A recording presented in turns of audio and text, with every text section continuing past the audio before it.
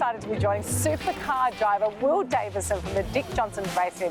I'm going to experience the physical skill and mental focus required to drive a car at extreme speeds around a challenging circuit. So, Will, I've been watching you over the last couple of days, and my God, there has been a lot of toll on your body. No cool suit, 40 laps with no water. What does that do to your body?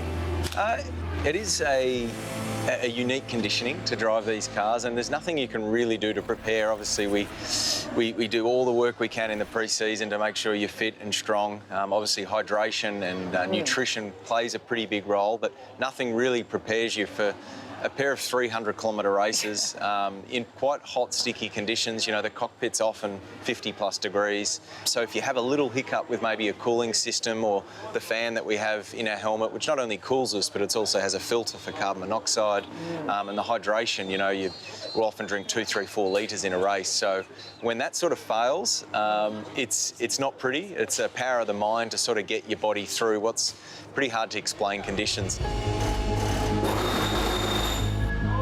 It's a huge psychological game, and one that always keeps going, you know, depending on what stage of your career you're at, the circumstances and the challenges you're faced with, whether you're on top or whether you're in a bit of a lull, and whether it be a performance psychological game or a maintenance game, which is mid-race, you might be exhausted, and there's always self-talk that comes into it, and it's always playing with your mind, you know, whether it's concentration and maintaining a level, not being, you know, too excited or not being, you know, underdone.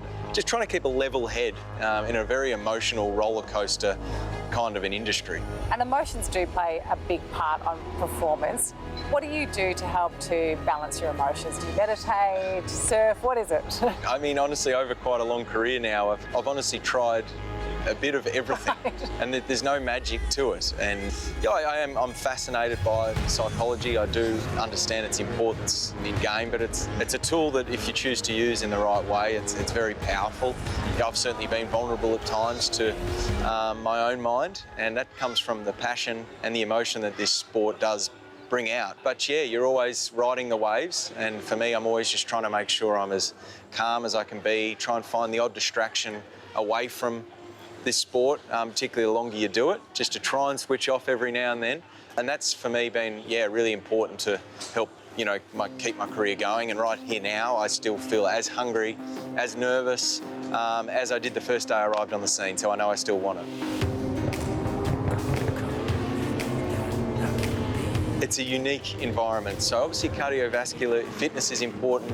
There's a lot of key muscle groups with the pressure we're applying on the brake and the G-forces we're getting that take its toll on your body, and obviously protection in accidents, but then obviously energy levels and hydration. So there's a numerous amount of things that are important to make sure we're able to make no mistakes, because the level of the sport's very high and any mistake is really costly. And when it comes to your diet, do you have to focus on sort of a race day diet, or is there a day-to-day Will diet that you do?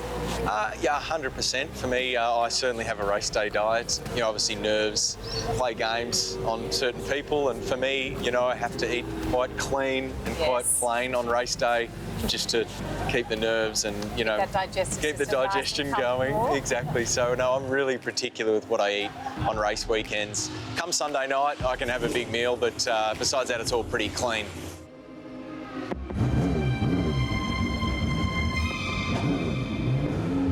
So, Will, anyone who gets behind a car, I think would have to have an incredible sense of courage. What is it that keeps you addicted to this sport?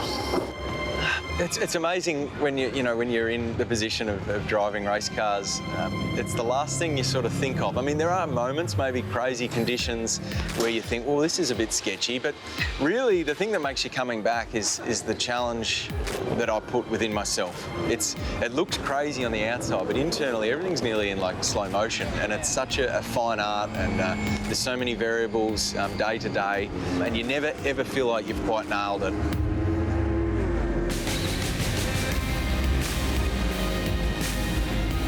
All right, well, let me just put it this way. You jump in the car thinking it's going to be one thing. You're cruising, like high-intensity G-forces on you, and the wet is like nothing else. You are fishtailing. It's so unpredictable.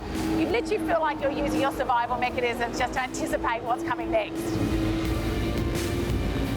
Oh my God, that was so fun. That was seriously, that was seriously one of the most exhilarating things. Apart from having a child, I reckon that was second to my favourite experience in life. Thank you.